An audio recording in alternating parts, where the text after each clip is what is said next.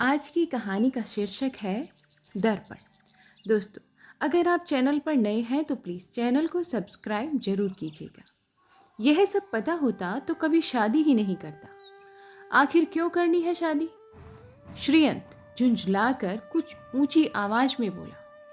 पैसा अलग से खर्च होता है, आज़ादी भी छीन जाती है, माता पिता रिश्तेदारों से रिश्ता खत्म सा हो जाता है, नौकरी के साथ साथ घर के कामों में अलग मदद करनी पड़ती है। आखिर कोई बताए मुझे कि आज के लड़के विवाह क्यों करें? श्रीयंत बिल्कुल भाषण देने वाले अंदाज में बोला। रात के 8 बजने वाले थे।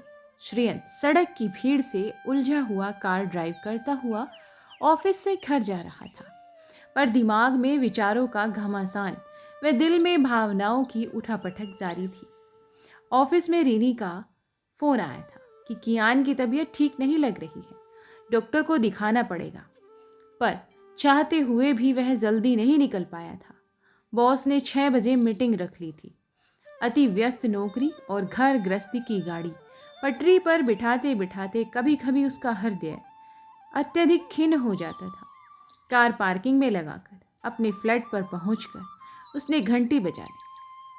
रीनी जैसे ही तैयार बैठी थी, दरवाज़ा खोलते ही वो शुरू हो गई। अब आ रहे हो? बच्चे की कोई चिंता नहीं है तुम्हें, हर समय बस नौकरी नौकरी। अगर बच्चे को कुछ हो गया तो क्या करोगे इस नौकरी का? घर आकर उसको पानी भी नहीं पूछा था। दिन भर क्लांत, तन मन रीनी के उलझने से उबल पड़ने को बेचैन हुआ। दिल कर रहा था कपड़े बदलकर एसी और पंखा चलाकर बिस्तर पर लेट जाए, पर कियान को डॉक्टर को दिखाना जरूरी था। उसने कियान का माथा छुआ, बुखार से तप रहा था। चलो जल्दी चलो। वह बिना रीनी की बात का जवाब दिए बाहर निकल गया। डॉक्टर के पास से वापस आए तो दिल और भी खिन्न हो गया। 5 वर्षीय कियान को वायरल हो गया था। मतलब कि अगले कुछ दिन व्यस्त से भी व्यस्तम निकलने वाले थे। रीनी, तुम ड्राइविंग क्यों नहीं सीखती? कार नहीं तो स्कूटी ही सीख लो, कई मुश्किलें आसान हो जाएंगी। एक दिन श्रीयंत रीनी का मूड अच्छा देखकर बोला था, घर गृहस्थी मैं बच्चा संभालूं या फिर किस समय जाऊं सीखने? तुम ही बताओ जरा। सीखने की इच्छा रखने वालों को पूछना नहीं पड़ता, वो समय निकाल ही लेते हैं। श्रीयंत भन्ना कर बोला, तुम तो बस हवा में ही बातें करते रहते हो। मुझे नहीं सीखना, और सीखने की जरूरत ही क्या है? जरूरत तो बहुत है। छोटे छोटे कामों के लिए मेरा मुंह देखती हो तुम? आजकल महिलाएं कितनी आत्मनिर्भर हैं, क्या तुम्हें पता है? सोच भी नहीं सकती। आत्मनिर्भर। मैं पैसे नहीं कमाती इसलिए कह रहे हो? अच्छी खासी डिग्री है मेरे पास, चाहूं तो मैं भी कमा सकती हूं, पर तुम ही नहीं चाहते। रीनी उसकी बात समझे बिना बातचीत का रुख मोड़ते हुए बोली। श्रीयंत का दिल किया फट पड़े। एक स्कूटी कार सीखने के लिए समय नहीं है, घर बाहर के काम नहीं हो पाते, नौकरी करना आसान नहीं होता। पर यथासंभव स्वर को शांत रखकर बोला, यह मैंने कब कहा? आत्मनिर्भरता का मतलब सिर्फ पैसा कमाना ही नहीं होता। स्कूटी या कार ड्राइविंग आने से बाहर के सभी काम तुम खुद से कर लिया करोगी। इन सब बातों में आत्मनिर्भर होना आज की गृहिणी के लिए जरूरी है। पता है तुम्हें ये कितना आवश्यक है? एक पति को कितनी मदद मिलती है इससे। आजकल तो माता पिता ही शादी से पहले यह सब सिखा देते हैं लड़कियों को। आज के जमाने में लड़कियां पहले से ही एक्सपर्ट होती हैं। मेरे पिता ने अच्छा खासा दहेज दिया था, कार ड्राइविंग नहीं सिखाई तो क्या? कार तो दी थी ना तुम्हें। रीनी चिढ़कर बोली। वो बिना बात के गुस्सा हो गई। उफ, तुम्हारे पिता और तुम्हारा दहेज मांगा किसने था? आजकल इस दहेज की ज़रूरत नहीं होती। ज़रूरत है लड़कियों को ज़माने के साथ अनुसार अंदर बाहर के कामों के लिए परफेक्ट बनाना। कोई डिग्री लेना नहीं, तुम्हें ड्राइविंग नहीं आती, सीखना भी नहीं चाहती हो, इसलिए बाहर के छोटे से छोटे कामों के लिए मुझ पर निर्भर रहती हो। अस्पताल से घर आते आते, ड्राइव करते हुए श्रीयंत यही सब सोच रहा था। अगर आज रिनी खुद ही समय से कियान को डॉक्टर को दिखा लाती तो न उसकी तबीयत ज़्यादा खराब होती और न ही उसे ऑफिस से जल्दी घर आना पड़ता और इस कदर उसे रास्ते में परेशान भी नहीं होना पड़ता। पर रीनी जैसी लाड़ प्यार में पली लड़कियां तो उनकी तो बात ही अलग है। नाजुक इतनी कि गृहस्थी भी ठीक से नहीं संभाल पाती, नक चढ़ी इतनी कि रिश्तेदारों या सास ससुर को पास नहीं फटकने देती थी, और शान बान इतनी कि बस पूछो ही मत, कि घर बाहर के काम करने में नानी याद आती है उनको। डिग्री भी इस लायक नहीं कि इतना कमा सके कि कोई बहुत आर्थिक मदद मिल जाए। पता नहीं आज भी वो किस दुनिया में जी रही है। घर पहुंचकर दिन भर का थका मांदा श्रीयंत कपड़े बदलकर बिस्तर पर लेट गया। रीनी कियान के साथ थी बस, पर श्रीयंत के दिमाग में अभी भी विचारों का टहलना लगातार जारी था। 6 साल हो गए हैं शादी को। जब उसके विवाह की बात चली तो पत्नी के रूप में उसे एक गृहिणी की ही कामना थी। यही सोचकर कि घर और बच्चे संभालने की एक पूर्णकालिक काम यानी फुल टाइम जॉब है और उसकी पत्नी घर संभालेगी, तो वह उसे पूरी तवज्जो व सम्मान से रखेगा, उसे पूरा सम्मान देगा, जो उसने अभी तक किसी गृहिणी को मिलते नहीं देखा था। पर इन 6 सालों में वह ऊब सा गया था अपने वैवाहिक जीवन से। नौकरी में भले ही बहुत व्यस्तता थी, पर वह एक सम्मान व संतोषजनक ओहदे पर था। माता पिता का इकलौता बेटा होने के नाते वह उनके प्रति अपने कर्तव्यों को समझाता था और उन्हें पूरा भी करना चाहता था। दीदी विवाह के बाद लंदन चली गई थी और अपने बच्चों व नौकरी की व्यस्तता में वह भारत कम ही आ पाती थी। पर बीच बीच में माता पिता व सास ससुर को टिकट भेजकर बुला लेती थी। उसके माता पिता ने काफ़ी कठिनाई व सीमित आय व माँ ने अथक परिश्रम व किफ़ायत से अपनी इच्छाओं को मारकर उन दिनों भाई बहन को बहुत अच्छी स्कूलिंग व शिक्षा दी थी।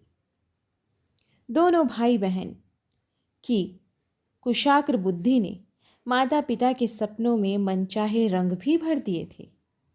पर इन 6 सालों में उसके खुद के सपनों के रंग फीके पड़ने लगे थे। वह घर बाहर आजकल की स्वतंत्र व स्वच्छंद युवतियों के नए सुनता था विचार वह पढ़ता था, जिन्हें विवाह एक गुलामी से अधिक कुछ नजर नहीं आता था। आखिर क्यों करें वे विवाह? विवाह करने व बच्चे पैदा करने में उन्हें अपने जीवन की सार्थकता नजर नहीं आती थी, क्योंकि जब वह अपने जैसे युवकों के बारे में सोचता है तो पूछना चाहता है कि उनके जीवन की कौन सी सार्थकता है विवाह करने में। क्यों करे विवाह? क्यों पिसे वे गृहस्थी के चक्की में? अच्छा कमाते हैं तो क्यों न रहे स्वच्छंद? आखिर क्यों बने वे कोल्हू के बैल? क्यों बांध दिए जाते हैं उनके गले में घंटी? पिछली पीढ़ी तक क्या हुआ? इस फालतू की बहस में वह नहीं पड़ना चाहता था, पर आज के समय में विवाह को अधिकतर लड़कियों की नज़र से ही देखा जा रहा है। लड़कों की नज़र से क्यों नहीं सोचा जाता, लेकिन किसी से कह नहीं पाता था। वो अपने दिल की बात किसी को नहीं बता पाता था। अपने मन में उबलते इन विचारों को माता पिता ऋषिकेश के पास एक छोटे से गांव में रहते थे। रिटायरमेंट के बाद पिता अपने गांव में ही रहने चले गए थे। दोनों भाई बहन की शिक्षा दीक्षा के बाद वे शहर में अपने लिए एक आदत छत बनाने लायक भी नहीं बचा पाए थे। वह अपने असहाय माता पिता को अपने साथ रखना चाहता था, लेकिन रीनी को उनका अस्थायी तौर पर रहना पसंद नहीं था। वह हर महीने एक निश्चित रकम उन्हें भेजना चाहता था, तो रीनी 10 खर्चे और गिना देती थी और वह सोचता ही रह जाता कि क्यों होती है अधिकतर लड़कियों की यह शिकायत कि वे विवाह के बाद अपने माता पिता की देखभाल नहीं कर पाती। क्या अधिकतर लड़के कर पाते हैं अपने माता पिता की देखभाल? लड़कियां तो फिर भी भावनात्मक दबाव बनाकर अपने मन की करा ही लेती है।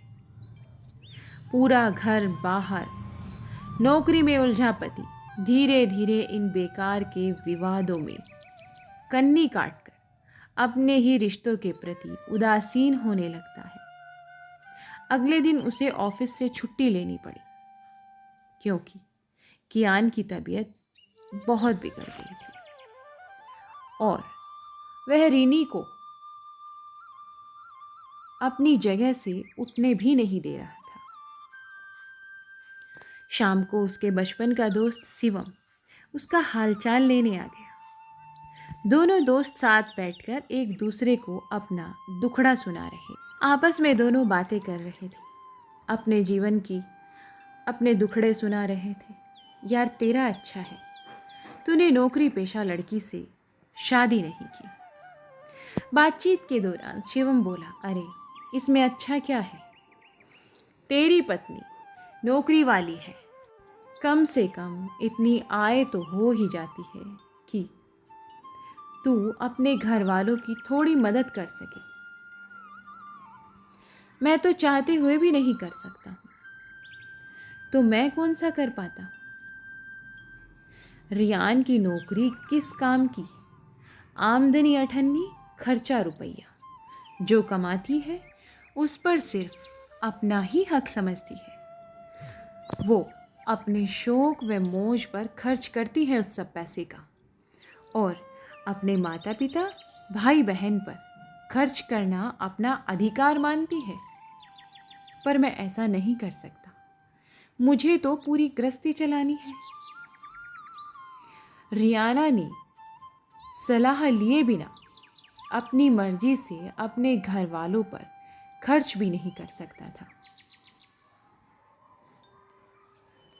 और न ही उन्हें बुला सकता हूँ। वो मुझे मना करती है। अगर मैंने ऐसे किया तो वो पता नहीं कौन सा हंगामा खड़ा कर देगी। लेकिन उसके घर वाले जब तब आ धमकते हैं। मेरे मूड की परवाह किए बिना रियाना उनकी खूब आवभगत भी करती है। आखिर घर और किचन पर तो पत्नी का ही पहरा व हक होता है, फिर कमाती भी तो है। शिवम व्यंग से मुस्कुराया। इससे तो अच्छा था नौकरी ही ना करती और ठीक से घर संभालती। अब तो नौकरी करके रोब अलग से झाड़ती है वो मुझ पर। एक तुम ही थोड़ी न हो, थक कर आए हो। अब उससे कोई पूछे, चलो नहीं थकता, मैं छोड़ देता हूँ नौकरी, मैं संभालता हूँ घर। पर उसकी तनख्वाह से पूरे घर का खर्च चल जाएगा? क्या हम चला पाएंगे खर्चा? शिवम एकाएक भन्ना गया। सही कह रहा है, पर रिनी चाहे नौकरी नहीं भी करती है, पर इतनी नाजुक लड़कियां तो घर भी ठीक से नहीं संभाल पाती। सब्जी कटने से भी हाथ खराब होते हैं, खाना बनाना ठीक से नहीं आता है, बस थोड़ा बहुत सुपरविज़न ही हो पाता है। शौक दुनिया भर के, जिसके लिए उसे पैसा चाहिए। नौकरी के साथ साथ घर में भी उसकी मदद मुझे है। कभी कभी तो दिल करता है भाग जाऊं कहीं। श्रीयंत ने भी दिल की भड़ास निकाली। दोनों आपस में बातें कर रहे थे। वो अपने घर की सुना रहा था, वो अपने घर की सुना रहा था। दोनों दोस्त अपनी अपनी आधुनिक पत्नियों के रवैये से परेशान अपनी बातों में मशगूल थे कि अचानक वीरेन आ टपका। वीरेन भी बचपन से उनके साथ पढ़ा था, पर तेज बुद्धि का वीरेन इंजीनियर था। उसकी पत्नी भी इंजीनियर थी। दोनों ने प्रेम विवाह किया था। अरे क्या गुफ्तगू चल रही है, वो भी मेरे बिना ही। क्या तुम मुझे बीच में इन्वॉल्व करना नहीं चाहोगे? कुछ नहीं, आजा, तू भी शामिल हो जा। हमारी पत्नी पुराण में। शिवम हंसता हुआ बोला, ये क्या शामिल होगा? शनि का इसके बराबर का कमाती है। आधी से अधिक प्रॉब्लम तो यूं ही सॉल्व हो गई। परेशानियां तो सब जगह रहती हैं। उनकी बात समझकर वीरेन फिर गंभीरता से बोला, मेरी परेशानियां कुछ अलग तरह की हैं। परेशानियां तो भाई सबके जीवन में होती हैं, पर सबकी अलग अलग। वो क्या? दोनों दोस्त एक साथ ही बोल पड़े। 7 साल होने को है हमारी शादी को। घर वाले भी जोर डाल रहे हैं और अब मुझे भी लगता है कि परिवार बढ़ाने के बारे में हमें सोचना चाहिए, पर शनिका के पास फुर्सत ही नहीं। अब तुम ही बताओ, बच्चा कहाँ से आएगा? दोनों दोस्त मुंह बाएं ओर से निहारने लगे। शनिका का क्या कहना है इस बारे में? श्रेयंत बोला, 1 साल तो नहीं। उसका यही जवाब होता है, और यही कहते कहते खुद वो 37 साल की हो गई है। कब सोचेगी इस बारे में? नौकरी की व्यस्तता की वजह से वह कुछ भी सोच नहीं पाती है, और नौकरी इतनी अच्छी है कि वो छोड़ भी नहीं पाती है। तो फिर क्या बच्चा करोगे ही नहीं तुम कभी भी? शिवम आश्चर्य से बोला, हाँ, यह भी हो सकता है। वीरेन हताश भरे स्वर में बोला, वैसे कुछ समय से सरोगेसी से बच्चा पैदा करने की बात हम कर रहे थे। सुनकर तीनों दोस्त जोर जोर से हंसने लगे। ये अच्छा है, आजकल की लड़कियों का। पैसा कमाओ और सब कुछ ऑर्डर कर दो, यहाँ तक कि बच्चा भी। तीनों दोस्त अनायास ही ठहाका मारकर हंसने लगे। वो अपनी बातों में गुमार थे। आज बड़े दिनों बाद जो मिले थे, आपस में अपने अपने घर की बातें, अपनी अपनी बीवियों के बारे में बता रहे थे। पता नहीं कैसी जिंदगी हो गई है, एकाएक वीरेन संजीदा हो गया। जब दोनों की अच्छी आय के दम पर देश विदेश घूमना, पार्टी, दोस्तों के साथ मस्ती, एक अच्छी स्तरीय जिंदगी नसीब होती है, तो यह सब कुछ अच्छा लगता है। पर हम कहाँ जा रहे हैं?